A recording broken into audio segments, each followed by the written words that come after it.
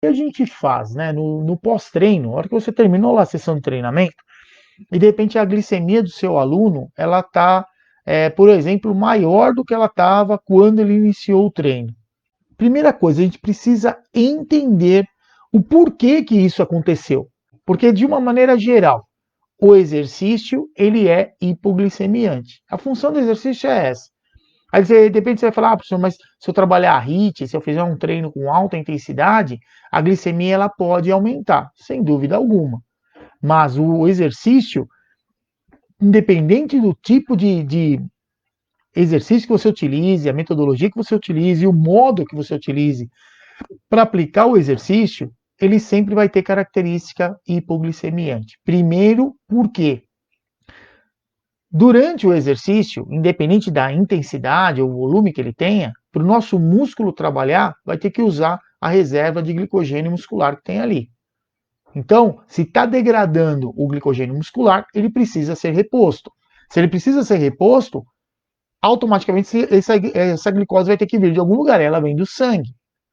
Então, o exercício, ele sim vai ter característica hipoglicemiante, talvez não na situação aguda, quer dizer, durante o exercício, dependendo da intensidade, tende assim a aumentar um pouquinho a glicemia, mas no pós-exercício isso vai acontecer, porque o corpo ele sempre está buscando a homeostasia. Partindo desse pressuposto, o que a gente faz quando o nosso aluno com diabetes, você mediu a glicemia dele no início do treino, prescreveu lá o treinamento para ele, ele fez o treino e no final do treino a glicemia ela pode talvez não ter mudado muito, ela está muito próxima. Por exemplo, sei lá, o indivíduo começar com 278 e terminar com 270. Então, quer dizer, como a gente lida com essa situação? E 270 ele está acima de 250. Aí é que está a grande dúvida, porque a recomendação para quem tem diabetes é, toda vez que ele tiver com glicemias acima de 250, ele deve, se ele usa a insulina como parte do tratamento, é necessário aí que ele faça uma correção com insulina de curta duração, seja ela rápida ou ultra rápida. Então, é recomendado que o indivíduo com glicemias acima de 250, ele faça correções. Só que aonde está o risco da gente fazer uma correção com insulina de curta duração após o exercício? Como eu falei, o exercício ele tem característica hipoglicemiante, que ela vai ser, sim, ela vai ficar evidente ali durante o exercício, ou ela pode acontecer depois do exercício, porque sempre vai sensibilizar receptor de insulina. Isso não tem como mudar. Antes de pensar em correção com insulina, né, ou qualquer atitude, o que é mais importante nesse processo todo? É primeiro a gente identificar, como profissional de educação física, o porquê que aconteceu aquilo ou as hipóteses possíveis, quer dizer, as que são válidas. O que é necessário nesse primeiro momento? Primeira coisa, pela manhã a resistência à ação da insulina é maior. Nossa, mas ela é tão poderosa assim que não deixa a glicemia de quem tem diabetes baixar? Isoladamente, não, mas é um dos fatores. Aí a gente associa outros fatores, que é exatamente a maioria das pessoas que têm diabetes, pela manhã ele vai ingerir medicamento antidiabético oral. Quem tem diabetes tipo 1, assim que ele acordar, ele vai medir a glicemia e vai fazer a aplicação das insulinas. E a gente sabe que dos diferentes tipos de insulina, pode ser que ali, naquele momento que foi fazer o exercício, logo no início da manhã, a insulina que foi aplicada ainda nem começou a fazer efeito. Essa é uma das hipóteses que a gente tem que levar em consideração. Ou então, se tomou um antidiabético oral, ainda não chegou, está tomando aqueles antidiabéticos orais que geralmente vem marcado como XR. Então, a indicação XR é uma indicação de que aquele medicamento ele vai chegando aos poucos no sistema. Ele tem uma ação duradoura, de longa duração, vai durar 24 horas pelo menos. Então, certamente, um medicamento com essa característica, ou uma insulina basal, que eu fiz o de jejum, apliquei insulina e fui fazer exercício, certamente, se eu for fazer 1 hora de exercício, eu vou fazer o exercício, vou terminar o exercício, e a insulina que eu apliquei, a basal, nem começou ainda a fazer efeito. Então, esses fatores, normalmente, eles influenciam, muitas vezes, para, junto com a resistência à ação da insulina no início do dia, a não ter uma resposta glicêmica aí tão adequada ou de acordo com a expectativa que geralmente a gente tem. Além de tudo, além de estar tomando medicamento que ainda nem fez tanto efeito e está fazendo exercício lá pela manhã, ele fez o de jejum, ele tomou lá algum café na manhã, comeu alguma coisa. e certamente comer alguma coisa com carboidrato, que isso é natural. A gente acorda pela manhã, você acorda com fome, e o sistema fica te atiçando a consumir algo com carboidrato, que é o que precisa naquele momento. Junto com o medicamento que ainda não fez efeito, junto com a resistência da insulina, a gente tem também a glicose chegando desse alimento que ele consumiu lá antes de começar a fazer exercício. Os efeitos do exercício são maravilhosos. Eu sempre falo que exercício é tudo de bom para quem tem diabetes. Nós, como profissionais de educação física, sabemos que isso vale para todos, né? Toda vez que a gente. É só estudo envelhecimento. Todas as teorias do envelhecimento e o que acontece com os nossos diferentes sistemas que vão modificando conforme a gente vai envelhecendo, e você compara aquele indivíduo que é sedentário a vida inteira, o quanto isso impacta nele, e aquele indivíduo que é ativo. Por sermos ativos, por sermos pessoas que fazemos exercício diariamente, você retarda a maioria desses processos no mínimo em 50%. Então isso é algo interessante. Então, o exercício por si ele é muito bom, só que precisa ser feito. E, obrigatoriamente, sendo orientado por um profissional de educação física, é certeza de que sim, a pessoa vai ter sucesso nessa empreitada. Agora, você faz o exercício, você tem que conhecer os efeitos fisiológicos que estão envolvidos nesse exercício, principalmente com relação à medicação que está sendo usada em quem tem diabetes e com relação à fisiopatologia dos diferentes tipos de diabetes.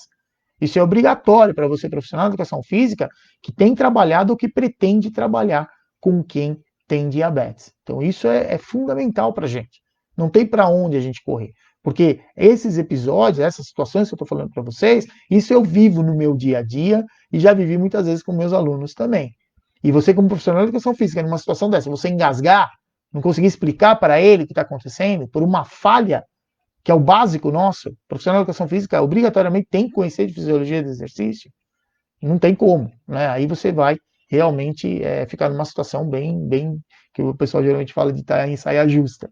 E isso é ruim, porque o seu aluno vai falar, aí, mas esse cara está me treinando aí, mas não fala, não conhece nada. Fala e não diz nada. Então eu acho que essa é a preocupação maior que a gente tem que ter e entender esses processos todos. Muitas vezes, por exemplo, eu vou pegar o meu aluno hoje com diabetes e vou prescrever um treino para ele, onde ele vai fazer, por exemplo, sei lá, uns 18 tiros, mais ou menos, de 60 metros. A gente sabe que ele vai correr esses tiros com a maior velocidade que ele consegue. Então, que intensidade que tem esse treino? Tem uma alta intensidade. Treino de alta intensidade, quer dizer, um tirinho que ele der já vai aumentar a glicemia dele? Não, mas a probabilidade dele medir a glicemia antes e medir no final dessas sessões de tiros, certamente ele vai ter aí uma tendência a ter uma diminuição da glicemia muito lenta ou até ter aí a glicemia dele no final está um pouquinho acima do que estava. Mas isso já é previsto, eu previ isso, eu estou prescrevendo, eu sei o que eu vou aplicar nele naquele dia e eu consigo prever a resposta. Junto com isso não exime a nossa responsabilidade em avaliar a glicemia dele antes do início do treino, confirmar que eu já sei que o próprio tipo, né, o modo que eu vou aplicar aquele estímulo, ele já vai tender a ficar mais hiperglicêmico ou diminuir muito lentamente a glicemia. Se no início do treino ele já está vindo treinar com 230, a tendência natural é ele terminar hiperglicêmico. Aí sim, com valores aí, ele já está começando hiperglicêmico, vai terminar com valores maiores ainda, por conta da característica do treino. Por isso que muitas vezes eu até brinco, né, com vocês, que eu acho que há momentos que a gente adapta, né, o tipo de exercício que a gente vai fazer ao diabetes, e tem momentos que a gente tem que adaptar o diabetes ao exercício que a gente vai fazer. Então tem essa situação. Se é um indivíduo que você está treinando e buscando rendimento, que ele tem a planificação do treinamento dele, então automaticamente você tem que seguir a periodização. Naquele dia, esse é o treino que vai fazer. Ele tem obrigatoriedade de chegar com a glicemia dentro de um padrão adequado. Se não chegou, nós é que somos responsáveis por isso. E aí vai ter que resolver essa situação. Então, né, é isso que eu quero que vocês entendam, que precisa sim ter foco no que a gente está fazendo, entender a resposta glicêmica de acordo com o que eu estou aplicando no meu aluno com diabetes e conseguir prever o que vai acontecer. E numa situação que eu já sei que o modo que eu vou aplicar ele vai tender a aumentar a glicemia, aí que a gente tem que controlar todos esses fatores mesmo. E no final do treino também isso acontece, Quando o indivíduo chega lá com 180 de glicemia, aí você pega e faz um trabalho moderado com ele, você fala, tô bacana na foto, vou diminuir sim a glicemia dele, e no final do treino você vai lá e mede o que aconteceu, começou lá com 230 e terminou com 250, e aí você fica desesperado de você acreditar que a sua glicemia não baixou, então eu vou corrigir. Você corrige e depois de 1 hora, mais ou menos, que é quando vai ter o pico de ação da insulina de curta duração, de ultra rápida, você faz hipoglicemia. Isso aí é horrível, né, para o tratamento de quem tem diabetes. Além de pôr em risco essas mudanças muito bruscas, muito acentuadas nos valores de glicemia, de pôr em risco o aparecimento aí de alguma complicação crônica, porque o efeito do exercício já foi feito, o que podia fazer para ajudar já foi feito e, consequentemente, vai tender sim a diminuir mais a glicemia desse indivíduo. E ela vai acontecendo no pós-exercício, talvez não acontecer de imediato, por questão de hormônios contrarreguladores ou de alimento que chegou, mas no pós-treino está sensibilizado ao receptor de insulina, mesmo que a quantidade de insulina esteja desproporcional, claro que não, né, numa situação de extremidade, né, a glicemia é extremamente alta e a insulina super, super baixa.